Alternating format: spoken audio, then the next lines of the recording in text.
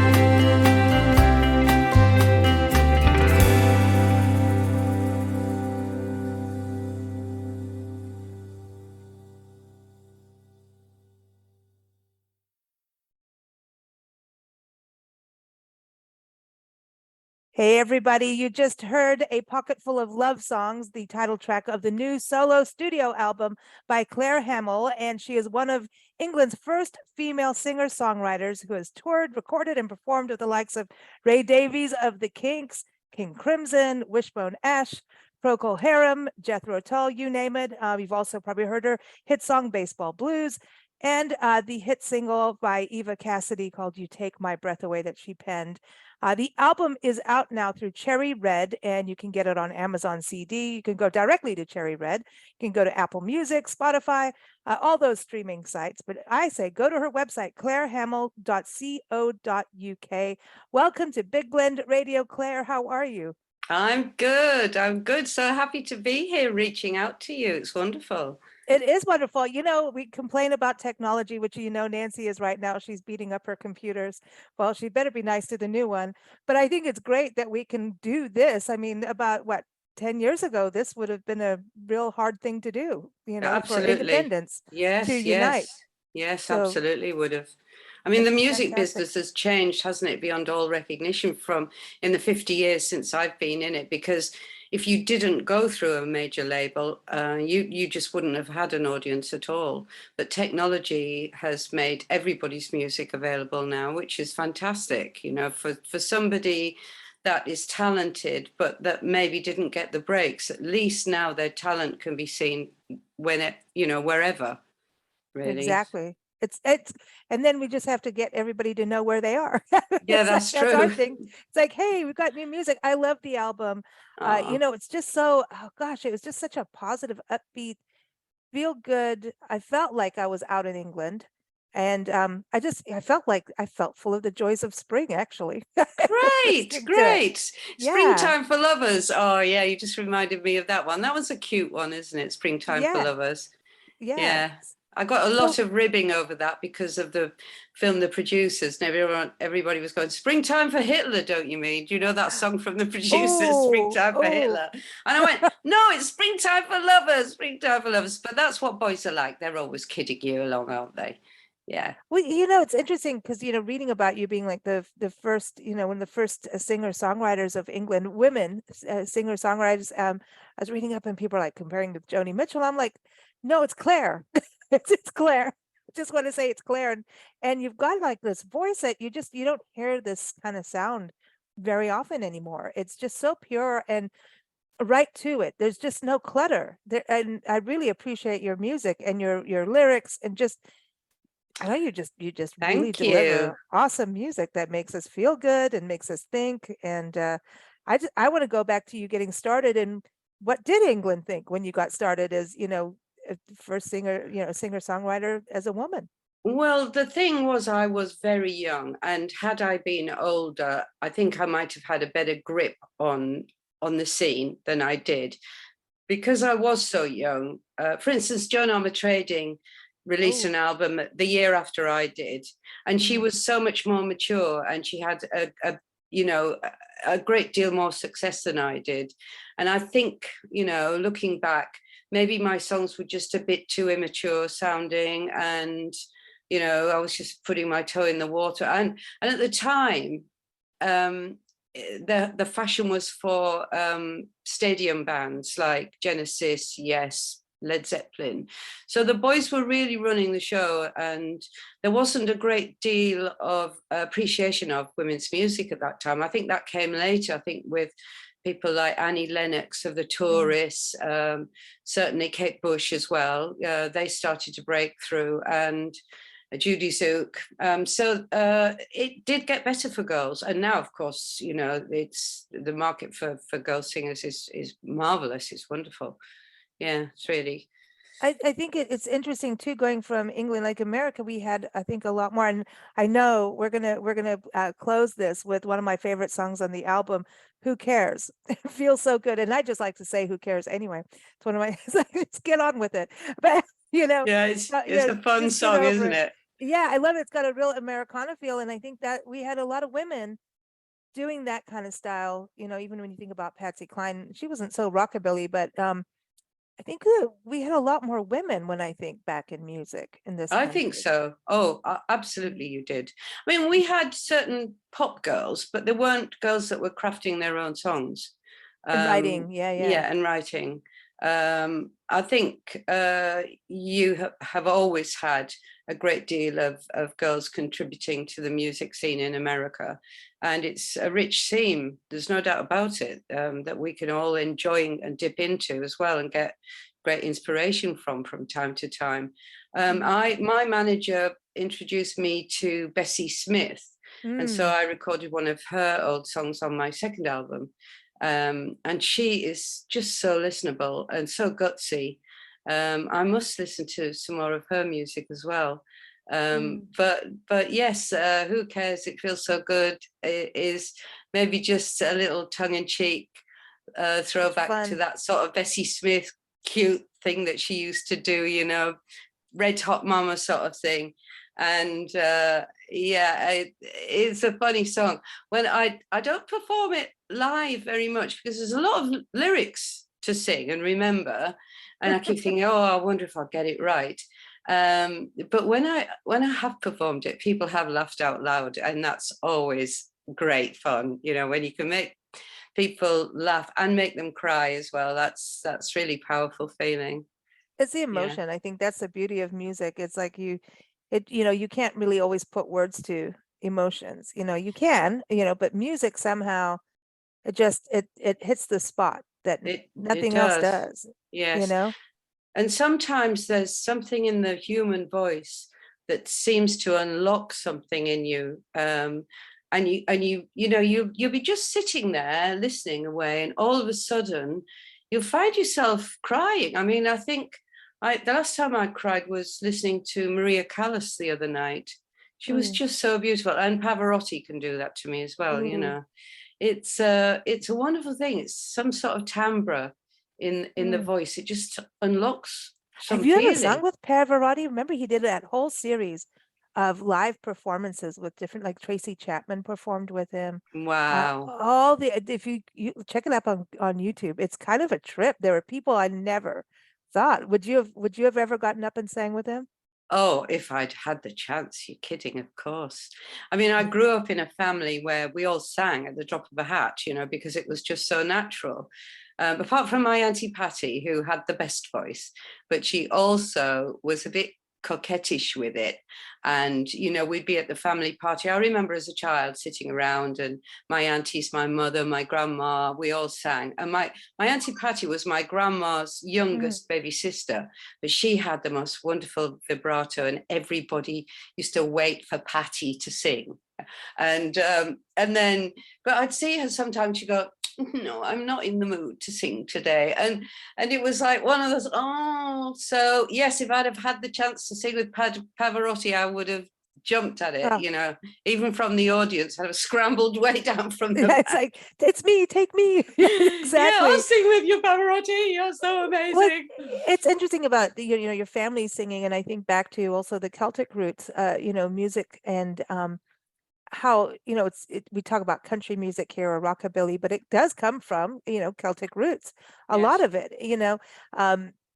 When you think about out here in the Appalachian region, in the States, you know, that music that people listen to, it comes from, I think, mostly Irish and Celtic music, and people that came over and started, you know, distilling whiskey in the bushes. Yeah. It's the bootlegger music, is what I call it. But, yes. but there's something ethereal about it, isn't it? That's what's so interesting. I think that's what, you know, I was playing your music for Nancy, and she goes, oh, it really takes me back to Karen Carpenter, kind of just this very pure singing voice with a message.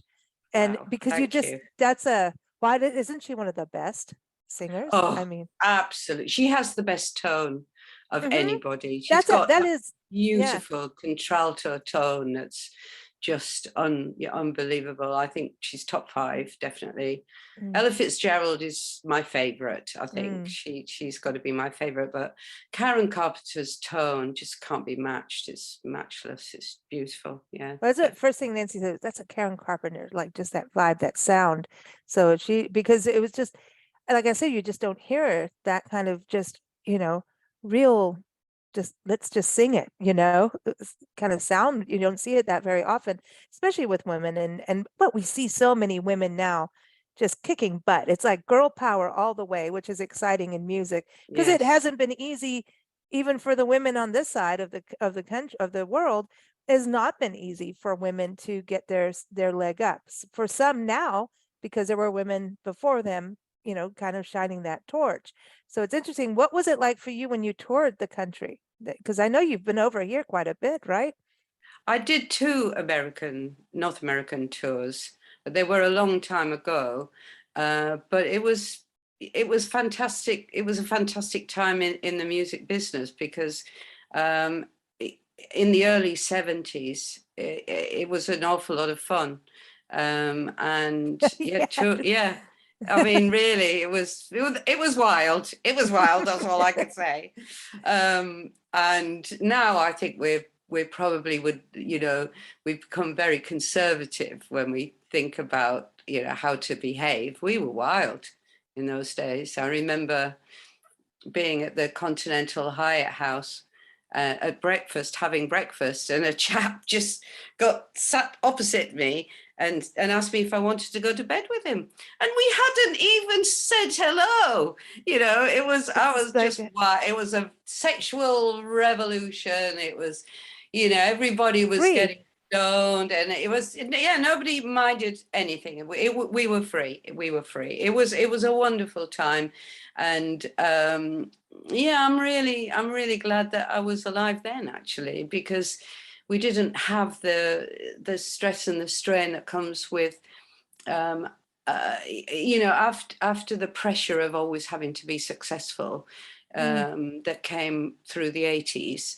Always more, get on, you must do this, you must improve yourself, improve.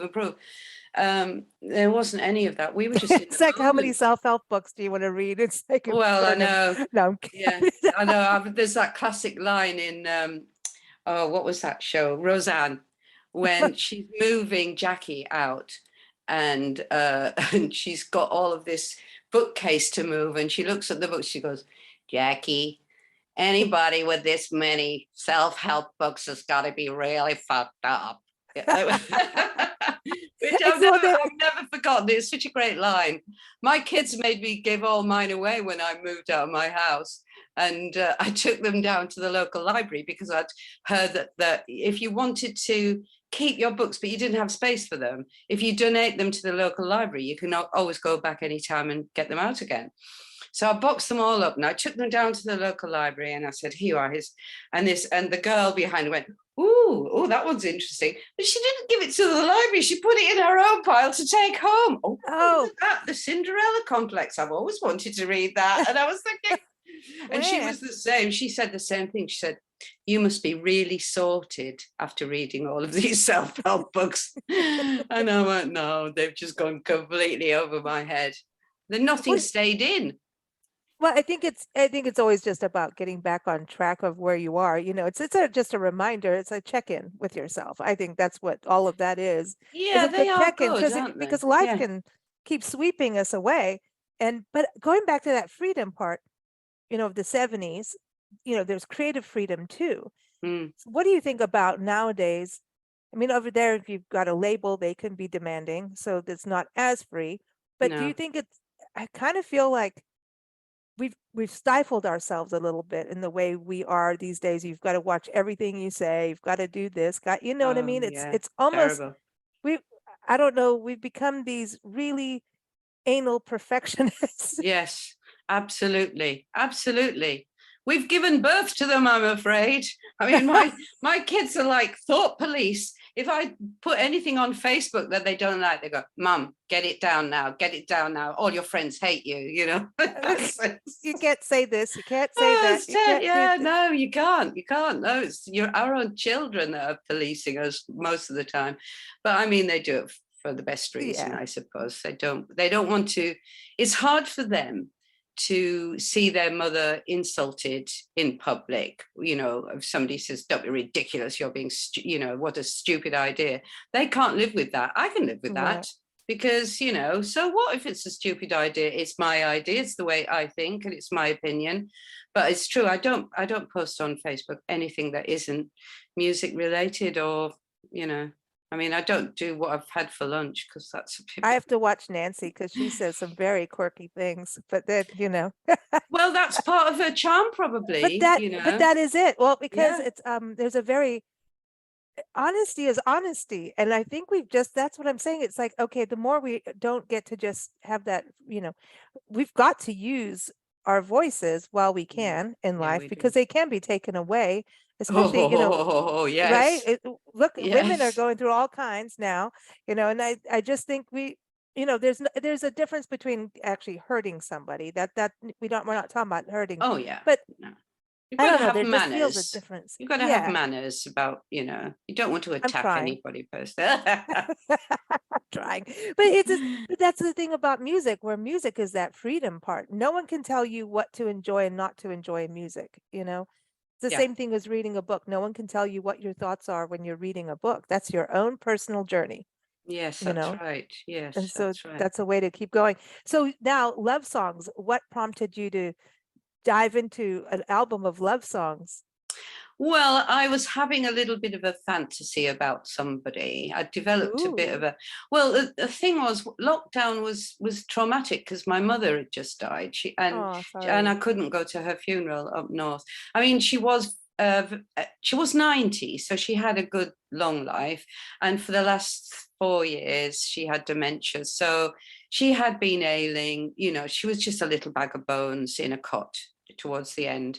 But I did get to see her on her 90th birthday 3 months before she died. And that was lovely. My daughters and I were all up there. But I knew she was on the way out, really. But it's always traumatic when your mother dies. You can't get away from the trauma of that. So yeah, it was awful because I live alone, which I love, no problem there. But at a time like that, when you really need comfort, my daughters weren't allowed to see me. And it was really a really sad time. So I kind of fixated on this person, developed a bit of a crush, and started writing all these love songs. Sounds like you need to write a play or something with this. Well, do you know what? I am going to write a book about my life. I know that's my next Oh, project because it has been great. a bit of a roller coaster ride. I mean, it's everybody's Oh, life good is though. interesting, but Good. I mean, you've lived it then. yeah, I have. And the thing was, it was a very interesting time in the music business. As somebody at the chap that runs my side of the label within Cherry Red, Daniel Earnshaw, he said you were very lucky, Claire, that you emerged during the 70s, because everybody in the 70s has managed to hold on to a bit of a reputation. And it's quite a curious thing to say. He said nobody can remember any hits from the 80s apart from the massive ones. Yeah, so it was a very interesting time to be in the music business. But you're interesting too with your voice and your singing and the songs that you write. Like I mentioned baseball blues, and then you listen, to A Pocket Full of Love Songs, and then, it's like, who cares? We're going to get to that. All three songs are completely different. And then in between there, you decided, hey, I'm going to do new age music. So the roller coaster to me is about, we're the blend. We say, variety is the spice that puts quality into life, because it Oh, is. yes, You can't, everything's connected. That's what the blend is yes, about. And I yes. think that's kind of where you are with your music. It's you. There's no other Claire. So don't even try it. No. But there's just, you tap into different things of what you obviously want to do and write and sing. And I think that's a beautiful thing, to not just be like nichified into one zone. It's been it's meant that I have stayed in music, creating it. I remember years ago my manager saying, "Oh, Claire, your songs are too personal." That was the first criticism. That's why you're not emerging into any sort of hit. You're not making any hit music. And then it was a case of, you don't have a niche. You keep changing all the time. Your albums are all mixed up. Are you a country? Are you folk? Are you rock? And I always found that the songs had to dictate to me the kind of sound and the production that they wanted. If they wanted strings, I mean, I do love strings. I love a lush production, really. I mean, I've always envisaged myself on stage with an orchestra. It only ever happened once. But, I grew up watching Barbara Streisand on TV, and she was a wonderful influence. That was prior to Joni Mitchell, of course, but I do love that lush string sound and that sort of scenic, themic kind of film music. that I've always, because it's romantic, isn't it? And I Mhm. think essentially I've got a romantic type of soul. I think that's kind of my Irish background coming out, really. But I'm very sentimental and nostalgic, and I think that I tend to go towards a more romantic sound, but then again, the song, like for instance, Mojo, I got my mojo back. That had to have a kind of a Stonesy feel to it, because it was all about right. I washed that man right out of my hair now, Yeah. and you're not coming back, sort of thing. That's it. Yeah, so It that sounds was. like it's almost like you're writing, when you write songs, you're saying they are who they are. It's like when we interview authors, they say, they had this idea for a book or a story, and then the characters start talking to them and telling them like, no, this is my character. No, I want blonde hair. I do not want to be a brunette today. I would like to have this. Thank you very much. And yeah, I'm a real brat over here. Like, they'll tell you. And so is it that way for you when you're writing? Because it feels like you're creating these stories. You're a storyteller with your songs. I think that's like huge. Yeah, I think you're right. I think that the song and the story emerges, and then it asks for a sort of specific arrangement. There's a great story one on the album I did prior to this one called The Duchess of Seville, which you can probably listen to on Spotify, which is a complete story about a couple that go away to Spain because she wants to marry him. But he's kind of, well, we'll go away on holiday and I'll make up my mind. And he does, and they're toasting, and then all of a sudden the Duchess of Seville walks into the room and it's like, oh, what's going to happen now? Yeah, so that really is a story song from start to finish. But yeah, I do like a good story in a song, a song that doesn't have any, that rambles and doesn't have any coherence. It is hard for me to get a grasp on, maybe it's the folk, that my folk roots that have meant that that I lean towards that, even if I maybe give a song a bit of a rock treatment or a jazzy treatment, like this duet. That's kind of a jazzy one, like a samba feel, which is nice and breezy, isn't it? That one.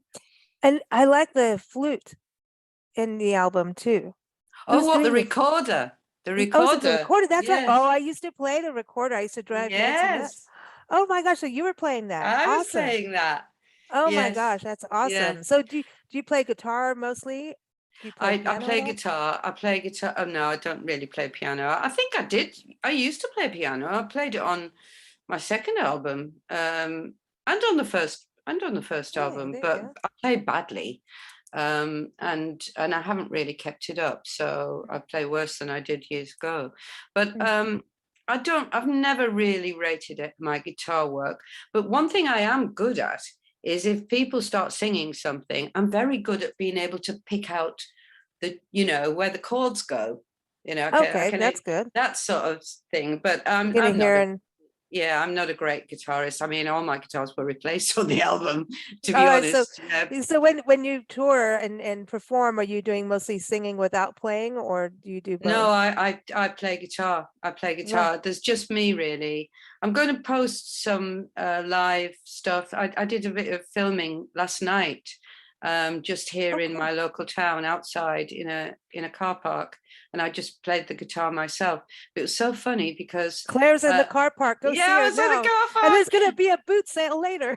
And I took my nephew along to film me, and and we walked into the car park stairwell, which is where I was going to be doing it, sitting on the stairs, and there were 6 young boys in there. I know. So I just went, what's going on? You just immediately kind of go, oh. And then they just went, oh, well, we're just sheltering from the rain. It's okay, isn't it? And I went, yeah, of course. And then they saw the guitar and they said, well, what are you doing? I said, well, I'm just going to do some filming, if that's okay with you. And they went, can we stay and watch? So they stayed and watched. We'll be very quiet. So I'm going to post that in the next few days, hopefully. Cool. That was badly badly played guitar. I don't play guitar at all well, but I get away with it, if you know what I Well, mean. are you going to tour with the album? I did put a tour together last year. I can't really see myself organizing it, really. I did an awful lot of organizing of a tour that I put together, and then it all had to be cancelled because of COVID. So I just haven't got the heart to do it anymore. If I get messages from people saying, will you play here? And I go, yes. Cool. So if people get in touch with me, then I will always go and sing. I'm happy to sing anywhere. Awesome. Where are yeah. you based now? Because I know you've moved a little bit here and there. I am based on the south coast, Oh, in nice. a little town called, well, St. Leonard's, Hastings and St. Leonard's. I live in the St. Leonard's Okay. part of Hastings, which is where the old Battle of Hastings took place. Yeah, which I was going to say that's some famous. history right there. Yeah. Very Yeah, cool. it's a Very really cool. nice little town. It's very arty. Lots of artists live here and musicians, and everybody knows everybody. We're getting a lot of people moving here now because it is kind of a cool place to be. So Nice. especially since COVID, lots of people were working at home, and then they thought, well, why am I working in London when I could be by the sea? So yeah, I live at the We're in a seaside. big shift with all of that. I wonder what, 5 years from now, what it's going to look like. Are we even going to have office buildings? And I don't really care if we have office buildings or not. Because, we travel full time, and I'm just, you can work the joy of technology. So we have to be nice to it, even though we're swearing in it right now.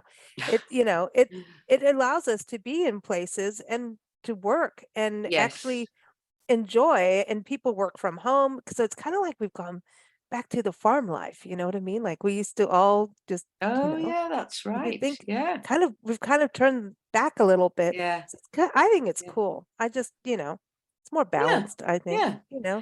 I've never had to go to an office, and I know my eldest daughter does, and so does my youngest daughter. They both I'm sorry. work yes. My middle daughter's a singer actor, so Oh, awesome. she's like her mom. Yeah, so she has a sort of peripatetic lifestyle, if that's the right word. I'm not quite sure.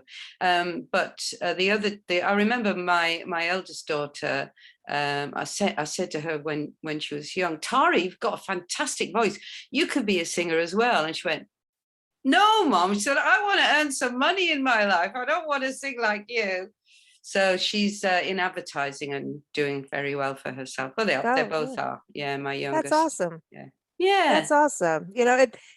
Everybody's got to do what they got to do, I their soul, know. and feed their soul, Yeah. And I think, music, it's not an easy thing. No, it's not. not consistent as an industry. It's and to be able to do your own thing, kudos. I mean, to me, and being able to stay true to yourself and have the integrity of your creativity, and to hold on to that is a very special thing to do. Can't It be a is. sellout, and you're not. Yeah. That's what I Yeah. love about your music. It's like, as I was listening, I'm like, wow, you're straight up. That is just so powerful to have that kind of sound, Yeah, I did. You're right. I didn't sell out really. I've just stuck to how I wanted to do things. And you're right. Doing the new age thing was a very interesting departure, but it wasn't my Yeah. idea.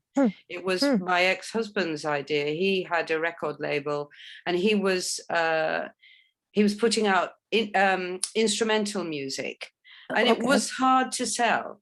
So he'd gone to a trade fair in New York and discovered new age music, came back to England and said, I know how to market my instrumental artists now. I'm going to market them as new age artists. He said, but I want you to make a new age album as part of this collective. And I said, okay, that's fine. What do you want? And he said, well, I want you to make an album just using your voice and nothing else. And what? No guitar, no instruments, no other musicians. No, just you. I went, oh, wow, that's quite a concept. So I went away, came up with the seasons. It seemed like a good thing to hang it on. And then just started writing the music. And it was the most amazing experience because it was very, very quick to do. I didn't have to hire anybody else, just went straight in and recorded it. And I'd planned out where I was going to put the various voices and what I was going to do with them. I mean, it's a very simple album in many ways, but it is also quite atmospheric as well. So that I was think the voice is such a fascinating instrument. It really is. And we have all these chambers to use, and then layering and harmonizing and all of that, I did Yeah. I did a lot of blues and rock singing years ago and had a band and all of that. And before that, I challenged myself, and I don't know why I did this, but it was challenge. I went and auditioned to sing in a madrigal group. I don't know what the hell I was doing. I Oh, was like, what, 21, 22, party girl, and go off. And, here's all these yeah. ladies kind of in, the dresses, and It's not easy, is it? I joined a hell no. madrigal group Oh about my, 6 months ago as well. oh my God. It is. And Yeah. so they sat, one had a piano, one had the auto harp. And then I had to do this la la la la, like, and read the music. And You'd I'm read the going, music. I hadn't Yeah. read the music since I was kid playing the Yeah. recorder, and I just do stuff, and Yeah. I can read, but I mean, it's been 20, so, I'm like, this has been years, 15 years, I don't know. So I did it. I was like, I don't know why I'm doing this. And then they called me and there's like, please come join the group. I'm like, hell no. And I'm like, I'm doing the blues and the rock thing. So I did that, Oh, yeah. but it taught me, it just that one audition and doing that music, it made me really go back and relearn things and really like discover this whole other side of my voice that I just, so I think that kind of thing is so, it teaches you something, and Yeah. it you go different directions that, again, it's like a whole other instrument, you know?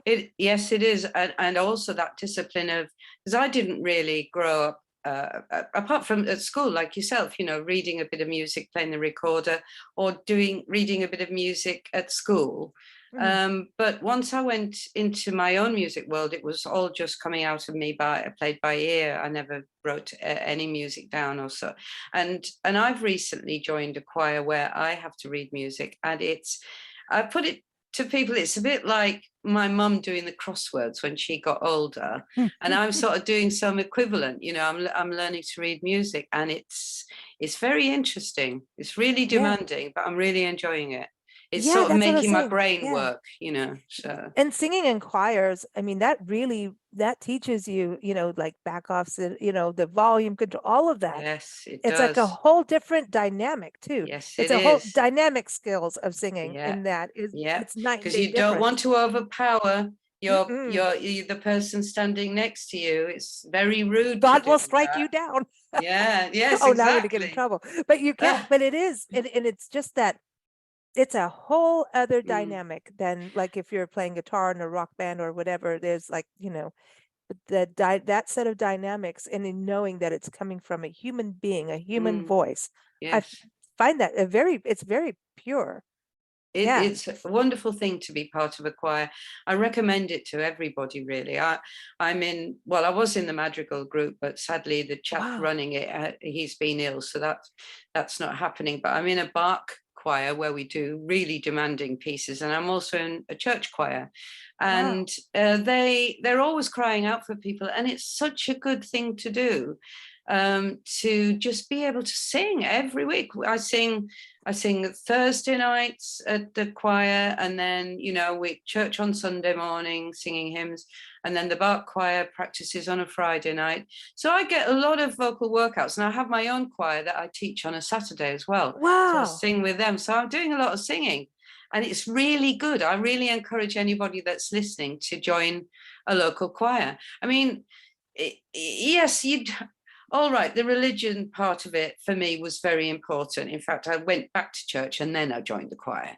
Mm. But, I'd see people in the choir that aren't devoted to their religious practice, but they're there as part of something, and it's lovely and it washes over you, and, Oh, it's you can have positive. It's a yeah, there's a spirituality is, if you don't have any, no matter what your beliefs are, right? We're all connected in all of those beliefs in some way.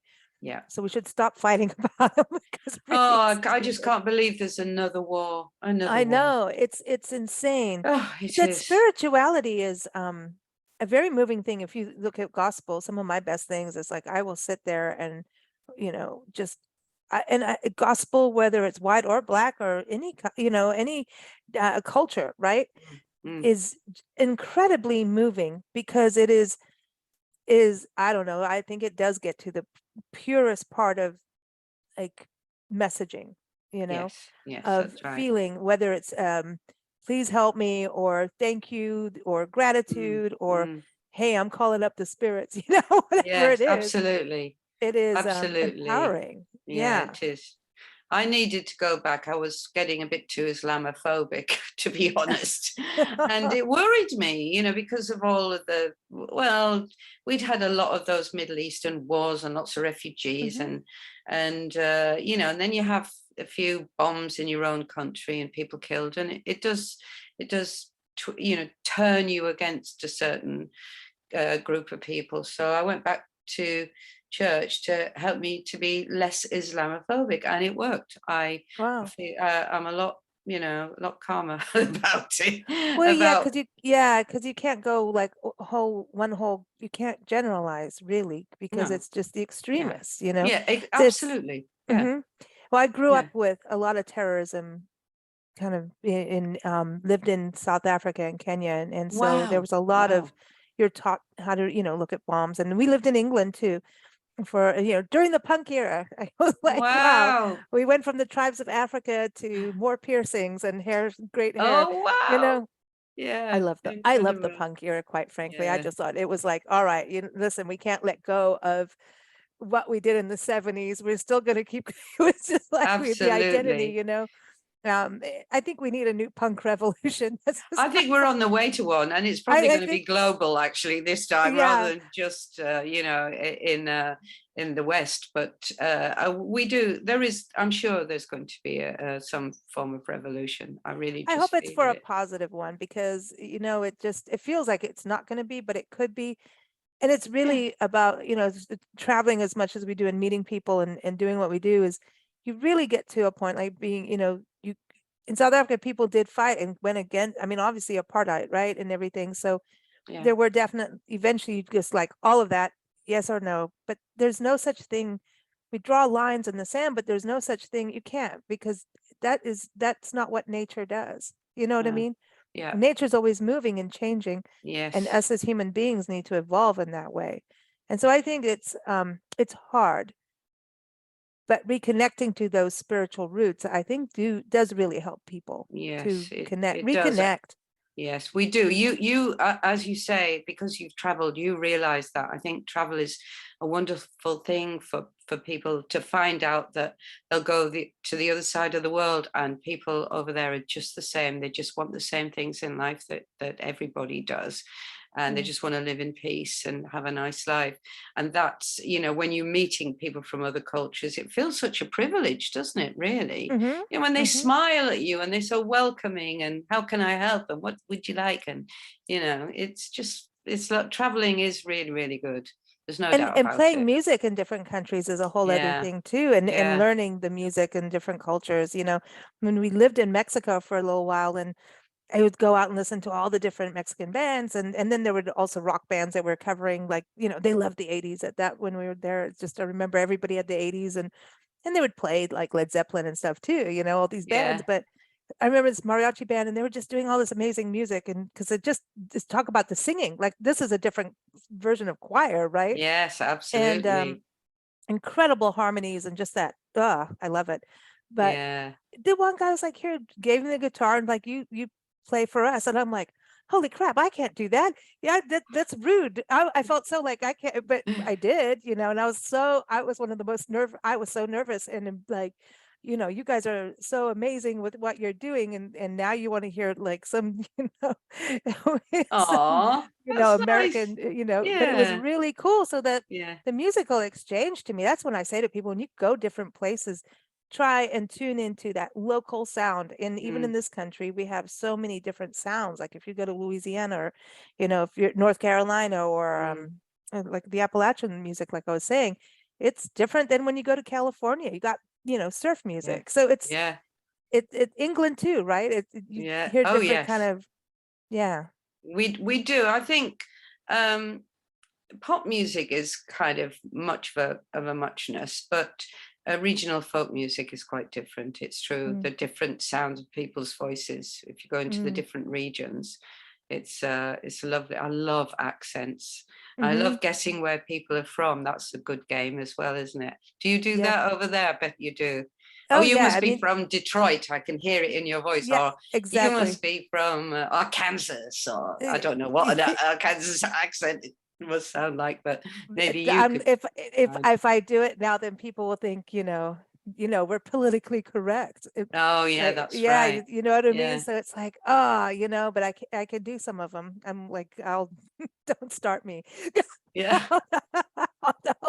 Oh, you mean you can do some of them? Really? Oh, sure. Oh, great. And it's every accent is, like in Arkansas, it's not just thank you.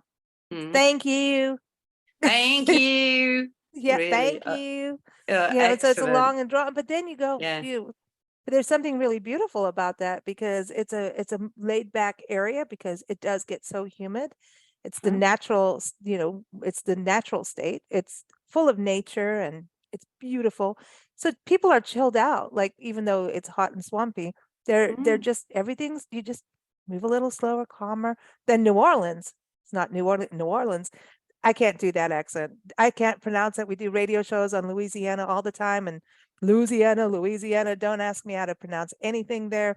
Anything near French, I'm out. But yeah, it's interesting going to the different areas, and then it's hard for me because I grew up in these different countries. So as a kid, I grew up, every dialect, I came home as a different culture. Amazing. Was your dad in the army or something like that? No, Nancy's primarily a wildlife artist. That's where she started. And so as a painter, went to Kenya and worked with Joy Adamson. You remember Born Free, Elsa the Lion? Wow. Worked out there. And so we did that. And then Joy got murdered. Then we moved to Kenya. We moved to England. So a lot of standing up for wildlife. Yes. And now here we are traveling full-time, documenting parks, public lands. Nothing changes. Amazing work. Yeah. Well done. Thank you. Well, you too. It's been so much fun chatting with you. Please write more music. Please write your book. Come back on anytime. It has just been a true pleasure having you on the show and hearing your new album. You've got to be excited. It's out to the world right now. I love it. Yes, I am excited. It's been great talking to you. Thank you so much for getting in touch. Thank you. Everybody, again, go to the website clairehammill.co.uk, and the album is a pocket full of love songs. We're going to close with one of my favorites on there. Who cares? I know I'm not supposed to say it that way, but who cares? It feels so good. We're going to close with that. It's a great track. And we want to thank Norfolk Tours. Glenn Burrows is on our show every fourth Saturday. So we want to thank Glenn Burrows of Norfolk Tours in England. He does customized tours of anywhere in England, and he'll even hop over to France if you want to go. He might go to Ireland and hang out with your family history there, because he does a lot of family history. So check him out at norfolk-tours.co.uk. He's awesome. And keep up with us at bigblendradio.com. Thank you so much, Claire. Thank you, Lisa. God bless.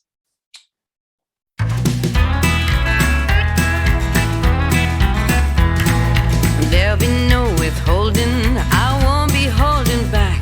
This love is built ahead of steam that's tearing down the track. Full on whistles blowing, we may not know where this is going. Who cares? It feels so good. There'll be no withholding, I won't be playing games. You shot your arrow to my heart, so let love take the blame. Full on whistles blowing, we may not know where this is going. Who cares? It feels so good. There'll be no resistance beneath your fingertips. You can let them wander from my shoulders to my hips. And when you pull me closer, you might hear me moan. Take me off this dance floor now, you gotta get me home. There will be surprises in the night ahead. I'll do anything you want, in and out of